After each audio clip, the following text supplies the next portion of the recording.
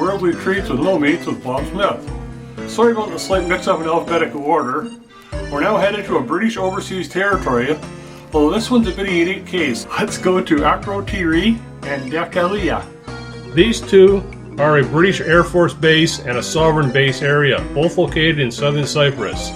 Akrotiri is in the southwest and covers the small Air Force base, plus a military establishment and a small village. Dhekelia is farther east, near the buffer zone between Cyprus and northern Cyprus. It covers a large military base surrounded by small villages, but also includes a military base at Aos Nikolaos, connected by a singular British road surrounded by Cyprus territory. When Cyprus achieved independence from the British Empire in 1960, the agreement was that signed by the involved parties containing an agreement to let the United Kingdom retain control over the two areas. The main reason for this is due to the strategic location of Cyprus in the middle of the Mediterranean Sea. The population of these two areas is mostly comprised of military personnel and their families. However, many native Cyprus farmers and villages were unavoidably roped in. In contrast to other British overseas territories, living in these areas does not make the villagers British citizens. As such, there is no distinct culture to apply to these sovereign areas, so we're going to do something a little bit different. The meal we're making is going to be a delicious mix of British and Cypriot cuisine. Cypriot pita bread, 2 cups bread flour, half a teaspoon active dry yeast, 3/4 of a cup of lukewarm water. You may not need all this, but it has to be lukewarm. 3/4 of a tablespoon of salt and a tablespoon of olive oil. The tahini, 5 tablespoons tahini, half a cup of lemon juice, 1 or 2 cloves garlic, half a teaspoon salt, half a cup of lukewarm water, but you may not need this. If it's consistent enough, you probably won't need it. And 3 tablespoons of olive oil, and a teaspoon of cilantro for garnish, and a pinch of freshly ground black pepper. For the French fries, red potatoes, 4.5 cups of oil for frying, and a pinch of salt. For the bread, first mix all the dry ingredients together.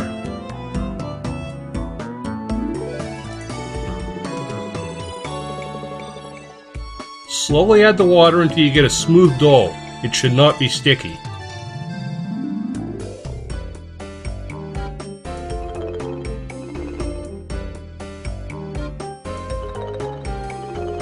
Now cover the bowl with a clean towel and let it rise in a warm spot. When the dough is doubled in volume, punch it down and then divide it into 10 pieces.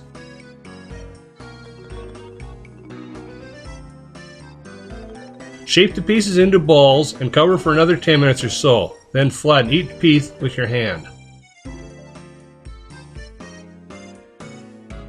Bake in a preheated oven at 350 degrees on a greased baking sheet until golden. You may need it to warm up the tahini in order to get a uniform paste, which is what you want. Add the tahini with the garlic,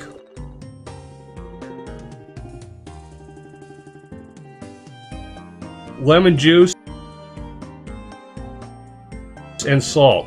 Mix until you get a thick cream, gradually adding the water if required, but definitely add the olive oil.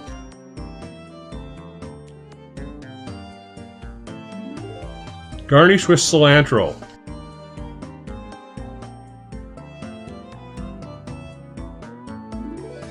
Peel the potatoes if you want. I didn't. And cut them into thick, evenly sized wedges. Wash under cold water and drain. Heat the oil until the bubbles rise around the non-stirring end of a wooden spoon. Fry the chips until golden on all sides.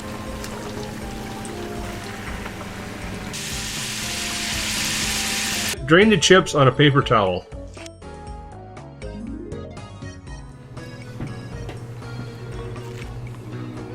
Oh, that's really good. It's got almost like a mild peanut butter taste, but then you taste the lemony garlic, so it's really got a lot of flavor. That's done. Oh yeah. Good meal. I'd make this again for sure. I was really impressed with this one, except for the pita bread. The pita bread could have been better, but it was still good, still tasty, and the dip was really, really good. And all the years I've been cooking, it's the first time I made French fries, and they were good. Yeah, really enjoyed it. I'll make it again.